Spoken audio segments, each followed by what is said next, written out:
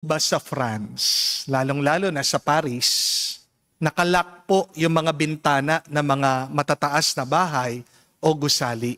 Bakit? Dalawa pong dahilan. Una, para daw hindi sila pasukan ng mga magnanakaw. Obviously, kailangan mag-lock ng mga bintana. Pero ang pangalawang dahilan, bakit palaging nakalak ang mga bintana, ito po. Para hindi tumalon yung mga gustong magpakamatay. Noong pong 2022, may naitala po silang 9,200 suicide cases doon po sa France. Nakakapagtaka po ito kasi considering napakabuti, napakabait ng gobyerno doon sa France. Kapag wala pong trabaho ang tao, sustentado sila ng gobyerno. Mandatory po ang pagpapahinga. Hindi pwedeng istorbohin ang empleyado kapag siya'y nakabakasyon. Pero tingnan nyo na po, kahit na provided na lahat sa kanila, bakit meron pa ring tao ang gustong magpakamatay? Dito mo mauunawaan, hindi seguridad ang pera at kayamanan. Oo, hinahanap ng puso ng tao ang siya'y magkapera. Pero may higit pang hinahanap ang puso natin. Hindi po ba? Ang totoo, kahit na may pera ka, hindi pa rin mawawala ang takot mo, ang lungkot mo, ang galit mo. Hindi po ba?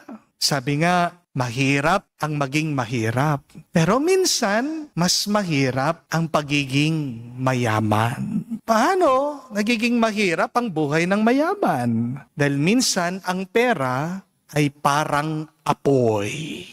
Pwede mong gamitin ang apoy sa pagluluto, pero pwede ring makasunog ang apoy sa bahay at tahanan. Sabi nga po ng ating Panginoong Jesucristo sa Ebanghelyo, mahirap pumasok ang mayaman sa kaharian ng Diyos. Hindi tinuro ni Jesus ito dahil ayaw niya, galit siya sa mga mayayaman. Hindi po. Pinapaalala lang sa atin dahil ang yaman minsan ito'y lason. Ang yaman ay may kapangyarihan para itali ang puso natin sa mundong ito. Tatlong bagay po ang pinapaalala pa ng ating Panginoon sa atin ngayon. Una, may panganib ang pagkapit ng puso sa yaman. Kapag mas mahalaga na ang hawak natin kesa sa humahawak sa atin, unti-unti na tayong lumalayo sa Diyos. Para lang po sa panandali ang saya, minsan marami sa atin pinagpapalit ang walang hanggang tuwa. Tandaan niyo po, kapatid, sandali lang ang ating buhay at panahon dito sa mundo. Mas matagal na makakasama natin ang Diyos. Pero paano ka makakarating doon kung napakabigat naman ang iyong puso't kaluluwa dahil ito ay nakatali sa iyong pagnanasa sa pera, sa kayamanan at material na bagay. Tandaan niyo po kapatid, kung saan nakatali ang puso mo, doon ka hihilahin nito. Kaya magandang pagnilayan. Para saan ba tumitibok ang puso ko? Hindi nyo lang po dapat ipacheck ang puso nyo. Kung ito ba'y normal ang tibok, kung ito ba'y nababalot na ng kolesterol, magandang suriin. Saan ba nakahilig ang aking puso? Where is your heart leaning? Because where you lean, it is there you fall. Kung nakahilig ka sa bandang kaliwa, talagang kaliwa, doon ka babagsak. Pero kung ikaw ay nakahilig sa tama, kahit na anong mangyari sa buhay mo, babagsak ka, uuwi ka sa tama. Di po ba? What is the posture of your heart? Sabi po ng mga doktor, ang magandang tindig, nakakatulong po ito sa kalusugan at confidence ng tao. Ganyan din po, kapag ang posture at tindig ng iyong puso, diyan lumalabas yung ating ugali, yung ating kilos, diyan nakikita anong klase ang ating pamumuhay. Kung hindi tama ang direksyon ng iyong puso, maliligaw ka at hindi ka mapapabilang sa kaharian ng Diyos. Kaya nga sabi ng Panginoon, mahirap para sa mayaman makapasok sa kaharian ng Diyos. Buti pa nga ang kamelyo makakapasok sa butas ng karayom. Paano ka makakapagpasok doon sa butas ng karayom? Kung alam mo itong i-shoot, kung focus ka, di po ba? Magandang tanong, focus ba ako? Nakatingin ba ako sa Diyos? Kasi kung nasan ka nakatuon, doon ka tutungo. Pero pangalawa, hindi mahalaga kung ano ang tingin ng iba sa iyo. Ang mas mahalaga ay kung ano ang tingin ng Diyos sa iyo. Meron po mga ibang tao, kaya gustong magkaroon ng pera kasi gusto nilang respetuhin sila, galangin sila, pansinin sila. Dahil totoo naman po, minsan di po ba? Kapag wala kang pera, wala kang kwenta. May kakilala po akong mayaman. Kwento niya sa akin pag pumupunta siya sa mall. Ang sinusuot lang po niya, tsinelas, naka-short lang po siya at white t-shirt para po hindi siya hold upin. At pag siya'y nagtatanong sa mga sales lady, dahil po sa kanyang itsura, kala nila dukha siya. Minsan hindi siya pinapansin. Ang hindi lang po nila alam, kahit na simple ang kanyang suot, pag naglabas po siya ng pera, wala siyang pitaka dahil naka-rubber band ang makapal niyang pera. Mag-iiba talaga ang tingin ng ibang tao sa iyo kapag mayaman ka. Pero tandaan niyo po ito, hindi naman ang laman ng bulsa natin ang tinitignan ng Diyos. Baka makalimutan natin, kapatid, hindi naman ang ibang tao ang dapat nating i-please. Hindi po ba? Dahil kahit anong gawin mo minsan, hindi mo mapiplease at mapapasaya ang lahat ng tao. Oo, maaaring respetuhin ka ng ibang tao ngayon dahil meron kang naibibigay sa kanila. Pero magbabago at magbabago pa rin ang tingin at trato nila sa iyo. Pero ang Diyos, may pera man tayo o wala, hindi yon ang mahalaga sa Kanya. Ang mahalaga sa Diyos ay yung mahal niya tayo. Ang Diyos mahal ka niya dahil siya'y pagmamahal. Hindi kailangan ng dahilan ng Diyos para ikaw ay mahalin.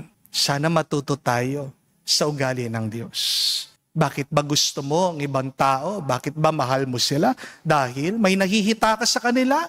Dahil ba pinakikinamakan mo sila? Ang kapatid, mas masarap na magmahal na walang dahilan kung hindi lang ang pagmamahal. Naway alisin mo sa iyong puso, magnasa ng pera para lang maramdaman mo ikaw ay mahalaga. Mahalaga ka, kapatid. May pera ka man o wala. Paniwalaan mo yan, magiging masaya ka, magiging payapa ka. Pero panghuli, ang pagpapala ay hindi lang para sa iyo, kundi para sa iba. Hindi po masama ang maging mayaman, pero mali kung ikaw lang ang nakikinabang.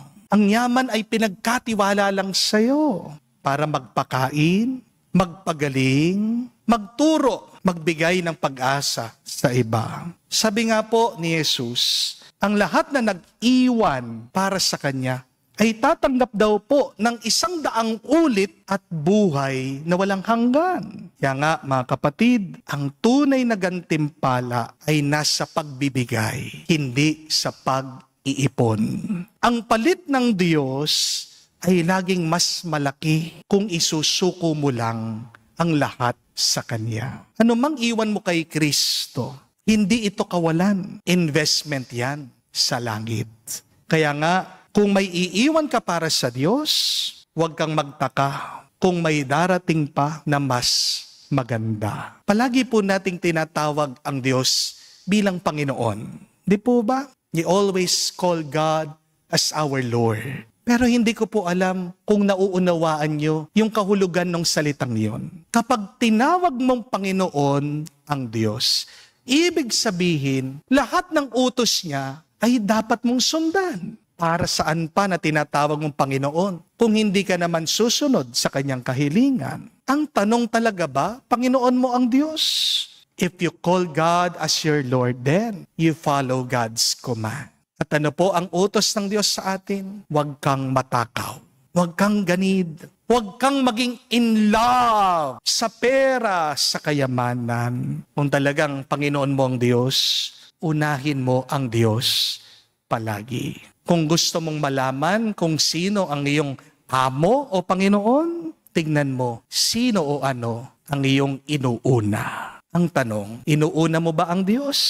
Kung uunahin mo ang Diyos, ang mabuting balita, uunahin ng Diyos ang iyong pangangailangan at higit pa ang ipagkakalob niya sa iyo.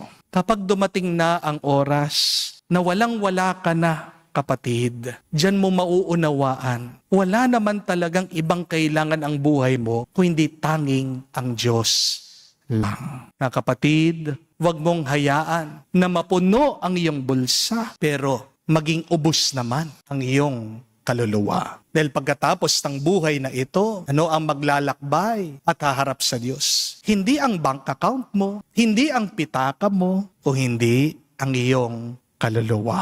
Mga kapatid, tayo'y magpatulong sa Diyos na maging malaya sa anumang pagnanasa sa pera at kayamanan para tayo ay maging mas masaya, mas payapa. Amen.